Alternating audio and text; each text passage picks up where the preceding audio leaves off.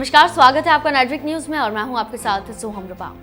दुनिया के सबसे ताकतवर देश अमेरिका में एक शख्स कैसे राष्ट्रपति बन सकता है और कैसे होती है इस देश की चुनावी प्रक्रिया, आज हम आपको बताते हैं कि आखिर कैसे अमेरिका में एक व्यक्ति सबसे ताकतवर व्यक्ति यानी कि राष्ट्रपति बनता है। अमेरिका भी भारत की तरह एक लोकतांत्रिक देश है जहां मतदान हर एक देशवासी के लिए अहम प्रक्रिया है, पर वहां होने वाली मतदान की प्रक्रिया भारत से अलग और कठिन है।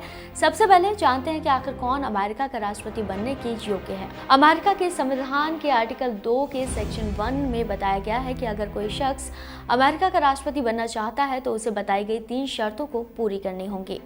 ये शर्तें हैं: चुनाव लड़ने वाला व्यक्ति पैदाइशी तौर पर अमेरिकी हो, व्यक्ति की उम्र कम से कम 35 साल की हो, कम से कम 14 साल तक अमेरिका में रह चुका हो। अब जानते हैं कि चुनावी प्रक्रिया कैसे होती है। अमेरिका में 2 पार्टी, रिपब्लिकन और दूसरी डेमोक्रेट्स का सिस्टम है। दोनों पार्टियां अपनी तरफ से राष्ट्रपति पद के लिए एक उम्मीदवार बनाती हैं, पर उम्मीदवार को चुनने से पहले भी कई लंबी प्रक्रियाएं होती हैं, क्योंकि राष्ट्रपति बनने से पहले उम्मीदवार कौन होगा इसके लिए भी जनता या फिर पार्टी के समर्थक ही इसे तय करते हैं। उम्मीदवार तय करने के लिए पहले 2 तरह से प्राइमरी और कॉकसिस चुनाव होते हैं, जिसमें पार्टी का कोई भी कार्यकर्ता राष्ट्रपति चुनाव के लिए खड़ा हो सकता है, बस उसे अपने समर्थकों का साथ मिलना चाहिए। प्राइमरी चुनाव राज्य सरकारों के अंतर्गत होते हैं, जो खुले और बंद रूप से भी हो सकते हैं। राज्य सरकार चाहे तो खुले रूप से चुनाव कराएगी, जिसमें पार्टी के समर्थक के साथ जनता भी वोट कर सकती है। बंद रूप से वोटिंग में बस पार्टी समर्थक ही वोटिंग करते हैं। कॉकसिस सिस्टम में उम्मीदवारों को चुनाव के लिए चुनाव पार्टी ही करवाती है। इस प्रक्रिया में पार्टी समर्थक एक स्थान पर जुटते हैं और फिर कई मुद्दों पर चर्चाएं की जाती हैं। राष्ट्रपति उम्मीदवार के लिए जो व्यक्ति खड़ा होना चाहता है, लोग उसकी बातों को सुनते हैं, फिर उसी सभा में हाथ खड़े कर व्यक्ति की उम्मीदवारी को समर्थन दिया जाता है। वैसे ऐसा कम ही होता है। एक वोटर को चुनाव से पहले कुछ वक्त के लिए एक पार्टी के लिए रजिस्टर कराना होता है, तभी वो प्राइमरी या कॉकसिस चुनाव में हिस्सा ले पाता है।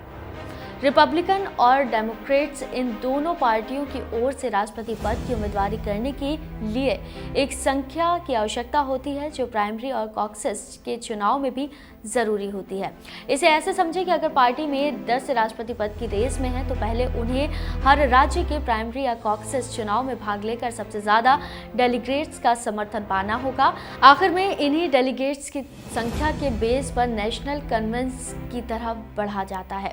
जहां तक 2020 की बात करें तो डेमोक्रेट्स के कुल डेलीगेट्स 3979 हैं और जीत के लिए 1991 चाहिए। वहीं रिपब्लिकन के कुल डेलीगेट्स 2550 हैं और 1276 की जरूरत है।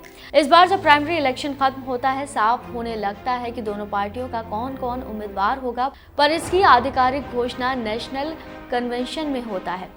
डेमोक्रेट्स का नेशनल कन्वेंशन जुलाई में और रिपब्लिकन का अगस्त में होता है। अमेरिका में पार्टी की सर्वोच्च टीम उम्मीदवार की घोषणा करती है और उम्मीदवार अपने समर्थकों के सामने भाषण देता है और फिर उम्मीदवारी को स्वीकार कर लेता है। वहीं अपनी इच्छा से उपराष्ट्रपति पद के उम्मीदवार की घोषणा करता है। यहाँ से शुरू होती है दुनिया के सबसे ताकतवर देश की राष्ट्रपति चुनाव की असली प्रक्रिया। चुना गया राष्ट्रपति पद का उम्मीदवार देश में चुनाव का प्रचार करता है। अमेरिकी जनता का मतदान सीधे उम्मीदवार के लिए नहीं बल्कि स्थानीय तौर पर सबसे पहले अमेरिकी राष्ट्रपति पद के उम्मीदवार का प्रतिनिधित्व करने वाले एक इलेक्टर का चुनाव किया जाता है। इसके समूह को इलेक्टोरल कॉलेज कहा जाता है, जिसके कुल 538 सदस्य अलग अलग राज्यों से आते हैं। जनता सीधे तौर पर इन्हें चुनती है, फिर ये चुने गए इलेक्टर राष्ट्रपति का चुनाव करते हैं। एक बार अपने कलेक्टर को वोट देने के बाद जनता का राष्ट्रपति चुनाव में कोई हाथ नहीं होता। कौन राष्ट्रपति चुना जाए ये इलेक्टर पर ही निर्भर करता है। किसी भी उम्मीदवार को राष्ट्रपति पद हासिल करने के लिए 270 से ज़्यादा इलेक्टर्स का समर्थन हासिल करना अनिवार्य होता है। जिसके पास 270 से ज़्यादा आंकड़ा होता है वो अमेरिका के राष्ट्रपति या उपराष्ट्रपति के तौर पर 20 जनवरी को शपथ ग्रहण करता है। भारत की तरह अमेरिका भी कई राज्यों से बना एक देश है और सभी राज्य सीटें भी हैं जिनकी अपनी एक ताकत है। इसकी भूमिका प्राइमरी और बाद में में फाइनल चुनाव में अहम होती है। कुछ राज्य ऐसे हैं अपने अकेले बूते पर ही पूरा चुनाव बदल देते हैं, बिल्कुल उसी तरह जिस तरह भारत में उत्तर प्रदेश लोकसभा चुनाव के लिहाज से पूरा चुनाव पलट देने का दम रखता है।